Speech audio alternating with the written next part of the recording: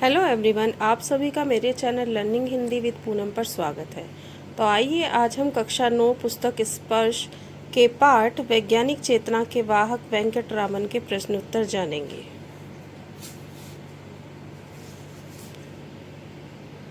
निम्नलिखित प्रश्नों के उत्तर एक या दो पंक्तियों में दीजिए, यानी कि आपको इन प्रश्नों के उत्तर एक या दो पंक्ति में देने हैं। पहला प्रश्न है, रामन भावुक प्रकृति प्रेमी के अलावा और क्या थे? उत्तर, रामन भावुक प्रकृति प्रेमी के अलावा अत्यंत जिज्ञासु वैज्ञानिक थे। समुद्र को देखकर रामन के मन में कौन सी दो जिज्ञासाएं उठी? उत्तर, समुद्र को देखकर रामन के मन में उठी दो मुख्य जिज्ञासाएं निम्नलिखित हैं। 1. समुद्र का रंग नीला क्यों होता है? 2. नीले रंग के अतिरिक्त समुद्र का रंग कुछ और क्यों नहीं है? रामन के पिता ने उनमें किन विषयों की सशक्त नींव डाली? उत्तर, रामन के पिता ने उनमें गणित और भौतिक विज्ञान विषयों की सशक्त नींव डाली। वाद्य यंत्रों की ध्वनियों के अध्ययन के द्वारा रामन क्या करना चाहते थे? उत्तर, रामन वाद्य यंत्रों की ध्वनियों के पीछे छिपे वैज्ञानिक रहस्यों का पता लगाना चाहते थे। सरकारी नौकरी छोड़ने के पीछे रामन की क्या भावना थी? उत्तर, सरकारी नौकरी छोड़ने के पीछे रामन की भावना यह थी कि वे सरस्वती की साधना को धन और सुख सुविधा से अधिक महत्वपूर्ण मानते थे। वे वैज्ञानिक रहस्यों के ज्ञान को सबसे अधिक मूल्यवान मानते थे।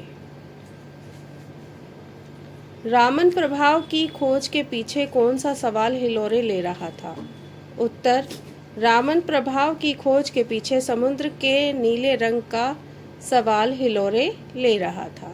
प्रश्न, प्रकाश तरंगों के बारे में आइंस्टाइन ने क्या बताया?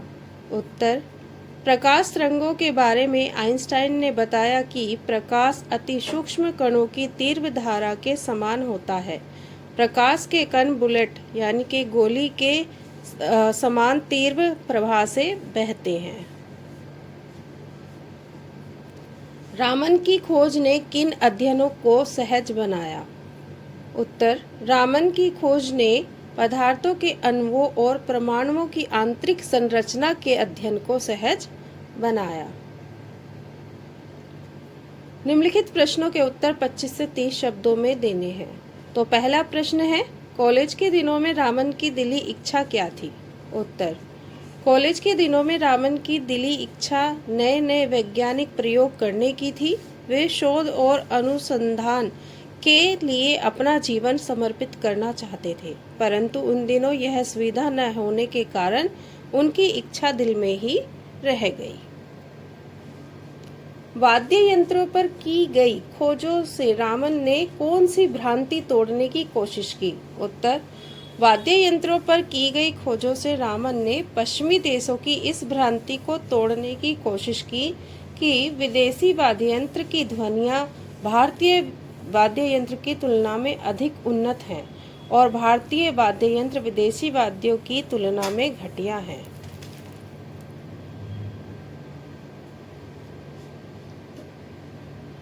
रामन ने के लिए नौकरी संबंधी कौन सा निर्णय कठिन था? उत्तर, रामन सरकार के वित्त विभाग की बहुत प्रतिष्ठित नौकरी पर थे। वहाँ वेतन तथा सुख सुविधाएं बहुत आकर्षक थीं। जब उन्हें कलकत्ता विश्वविद्यालय में भौतिकी के प्रोफेसर पद को स्वीकार करने का प्रस्ताव मिला तो उनके लिए यह निर्णय कठिन हो गया कि वे कम वेतन और कम सुविधा वाले प्रोफेसर पद को अपनाएं या सरकारी पद पर बने रहें। सर चंद्रशेखर वेंकटरामन को समय समय पर किन किन पुरस्कारों से सम्मानित किया गया?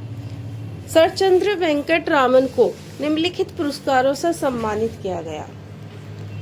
वर्ष 1929 में रॉयल सोसाइटी द्वारा सर की उपाधि से सम्मानित किया गया। वर्ष 1930 में नोबेल पुरस्कार से, रॉयल सोसाइटी का ह्यूज पदक, फिलाडेल्फिया इंस्टीट्यूट का फ्रैंकलिन पदक, सोवियत रूस का अंतर्राष्ट्रीय लेनिन पुरस्कार। वर्ष 1954 में देश का सर्वोच्च पुरस्कार भारत रत्न मिला। रामन को मिलने वाले पुरस्कारों ने भारतीय चेतना को जागृत किया, ऐसा क्यों कहा गया है? रामन भारत के प्रथम वैज्ञानिक थे जिन्हें विश्व के कई प्रतिष्ठित पुरस्कारों से सम्मानित किया गया, जिसमें वर्ष 1930 का नोबेल पुरस्कार भी शामिल है। रामन को जब ये पुरस्कार मिले तब भारत इंग्लैंड का उपनिवेश था और स्वतंत्रता की लड़ाई लड़ रहा था।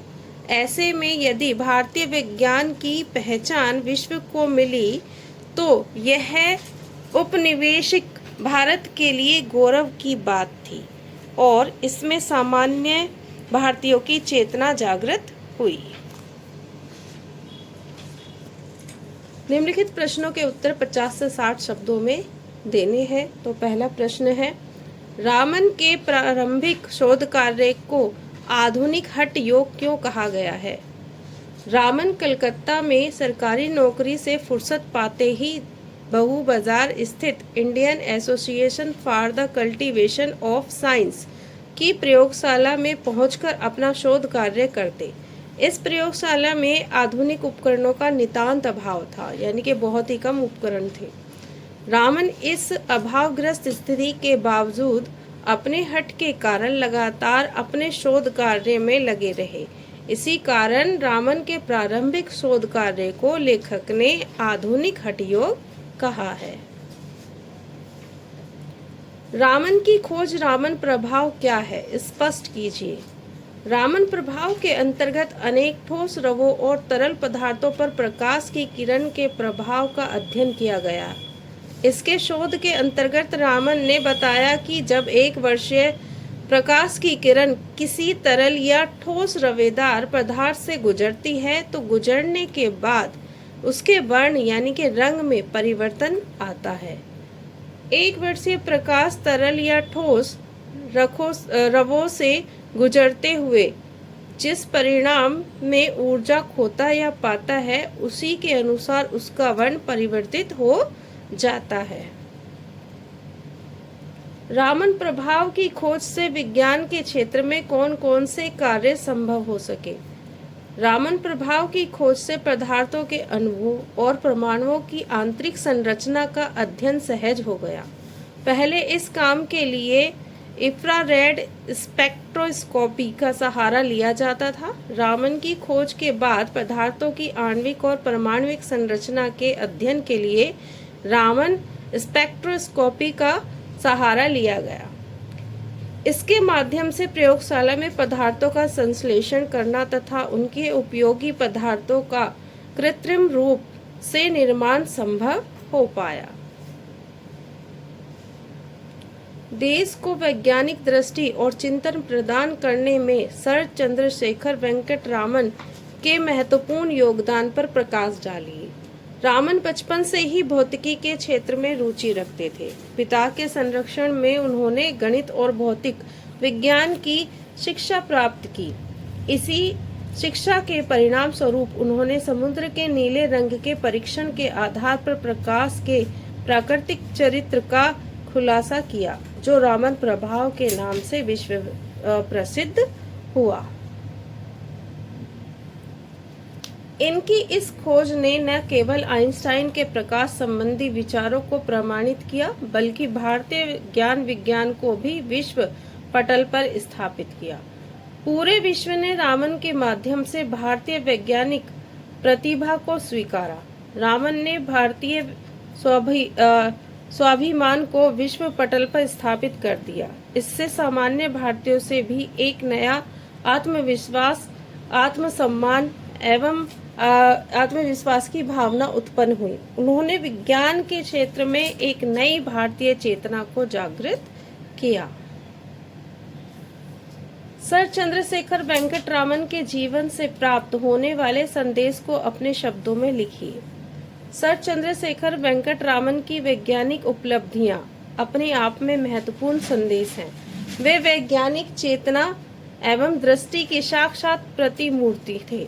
वे सादगी एवं उच्च वैज्ञानिक चेतना के प्रतीक थे। उनका जीवन यह संदेश देता है कि हमें हमेशा अपने आसपास के वातावरण के प्रति सचेत एवं चेतना संपन्न रहना चाहिए।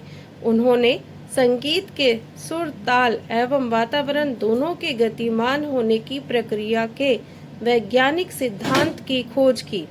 उनका जीवन साधारण से असाधारण उपलब्धि की यात्रा का संदेश देता है। आशय स्पष्ट। उनके लिए सरस्वती की साधना सरकारी सुख सुविधाओं से कहीं अधिक महत्वपूर्ण थी। इस पंक्ति का आशय। सर चंद्रशेखर वेंकट रामन को बचपन से ही शोध के प्रति लगाव था। अपनी मेधावी क्षमता से भले ही उन्होंने सुख सुविधापूर्ण उच्च सरकारी पद पा लिया हो, लेकिन उनका मन सरस्वती अर्थात लिखने पढ़ने की ओर अधिक झुका था। इसलिए जब सरस्वती की साधना तथा सरकारी सुख सुविधाओं के बीच चुनाव का वक्त आया तो उन्होंने बिना किसी झिझक के सरस्वती की साधना को ही चुना। इसी का परिणाम हुआ कि उन्होंने अपने शोध कार्यों की बदौलत विश्व में नाम कमाया। हमारे पास ऐसी न जाने कितनी ही चीजें बिखरी पड़ी हैं जो अपने पात्र की तलाश में हैं। इन पंक्ति का आशय यह है, जिस प्रकार सर चंद्रशेखर वेंकट रामन ने समुद्र के नीले रंग को आधार बनाकर रामन प्रभाव की खोज की, उसी प्रकार हमारे आसपास कई ऐसी प्राकृतिक चीजें हैं जिनका कोई न कोई वैज्ञानिक आधार है। बस आवश्यकता है एक ऐसे वैज्ञानिक दृष्टि की जो इन प्राकृतिक चीजों के वैज्ञानिक आधार की खोज कर सके। यह अपने आप में एक आधुनिक हठ योग का उदाहरण था। इस पंक्ति का आशय है, चंद्रशेखर वेंकट रामन को शोध कार्यों में अत्यंत रुचि थी। कलकत्ता में सरकारी नौकरी करते हुए वे बहु बाजार में स्थित Indian association for the cultivation of science की प्रयोगशाला में शोध कार्य करते। इस संस्था के पास उपकरणों एवं संसाधनों का नितांत अभाव था। इन अभावग्रस्त स्थितियों के बावजूद आधुनिक हठ योग की भांति रामन अपने शोध कार्यों में लगे रहते। अपने शोध के प्रति यह जिद या हठ ही आधुनिक हठ योग का उदाहरण है। धन्यवाद।